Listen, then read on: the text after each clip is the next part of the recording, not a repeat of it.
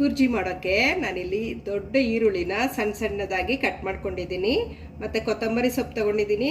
ಹಸಿಮೆಣಸಿಕಾಯಿ ತುಂಬ fine chop ಮಾಡಿದ್ದೀನಿ, ಚಿಕ್ಕ ಚಿಕ್ಕದಾಗಿ ಚಾಪ್ ಮಾಡ್ಕೊಂಡಿದ್ದೀನಿ.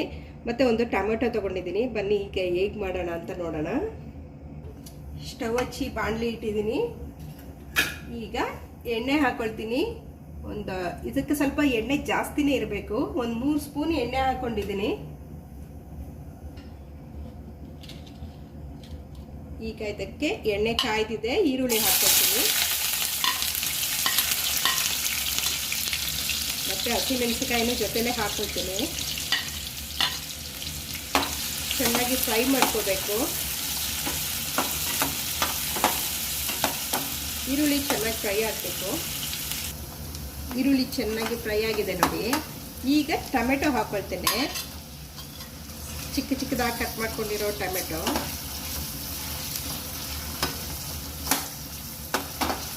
ಇದು ಈರುಳ್ಳಿ ಜೊತೆ ಚೆನ್ನಾಗಿ ಬೇಯಬೇಕು. ಈ ಟೈಮಲ್ಲಿ ಸ್ವಲ್ಪ ನಾನು ಸಾಲ್ಟ್ ಹಾಕ್ತೇನೆ, ಆವಾಗ ಎರಡು ಚೆನ್ನಾಗಿ ಬೇಯ್ತದೆ ನೋಡಿ. ಸ್ವಲ್ಪ ಸಾಲ್ಟ್. ಈಗ ರುಚಿಗೆ ತಕ್ಕಷ್ಟು ಉಪ್ಪು ಹಾಕ್ಕೊಳ್ತೀನಿ.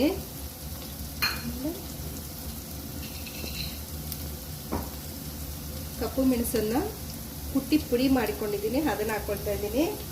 ಮತ್ತು ಇದಕ್ಕೆ ಜೀರಿಗೆ ಹಾಕ್ತೀನಿ, ಸ್ವಲ್ಪ ಜೀರಾ ಪೌಡರು ಎಲ್ಲ ಹಾಕಿದಾದ್ಮೇಲೆ ಚೆನ್ನಾಗಿ ನೋಡಿ, ಹೀಗೆ ಈರುಳ್ಳಿ ಟೊಮೊಟೊ ಚೆನ್ನಾಗಿ ಬೆಂದಿರಬೇಕು. ಇದಾದಮೇಲೆ ನಾನಿಲ್ಲಿ 5 ಮೊಟ್ಟೆಯನ್ನು ಒಡೆದು ಇಟ್ಕೊಂಡಿದ್ದೀನಿ. ಈಗ ಇದಕ್ಕೆ ಸೇರಿಸ್ತೀನಿ. ಈಗ ನಾವು ಹೈ ಫ್ಲೇಮಲ್ಲೇ ಇಟ್ಕೊಂಡಿರ್ಬೇಕು. ಇದನ್ನು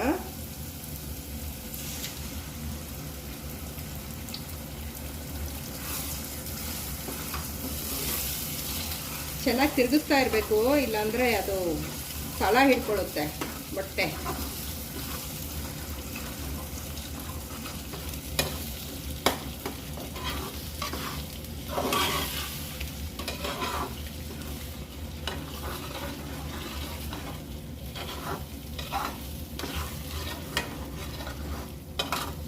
ಹುರ್ಕೋಬೇಕು. ಕೈ ಆಡಿಸ್ತಾನೆ ಇರಬೇಕು, ಇಲ್ಲಾಂದರೆ ಅದು ಕೆಳಗಡೆ ತಳ ಹಿಡ್ಕೊಳುತ್ತದು. ಮೊಟ್ಟೆ ಅಲ್ವಾ, ಕೆಳಗಡೆ ಇಟ್ಕೊಂಡ್ಬಿಡುತ್ತೆ.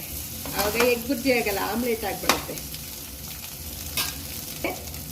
ಒಂದು 1/4 ಸ್ಪೂನು ಕೆಂಪು ಮೆಣಸಿನ್ಕಾಯಿ ಪೌಡರು ಹಾಕಿದೆ. ಒಂದು ಅರ್ಧ ಸ್ಪೂನು ಧನಿಯಾ ಪೌಡರ್ ಹಾಕಿದ್ದೀನಿ. ಎರಡನ್ನೂ ಚೆನ್ನಾಗಿ ಹೀಗೆ ಹುರ್ಕೋಬೇಕು.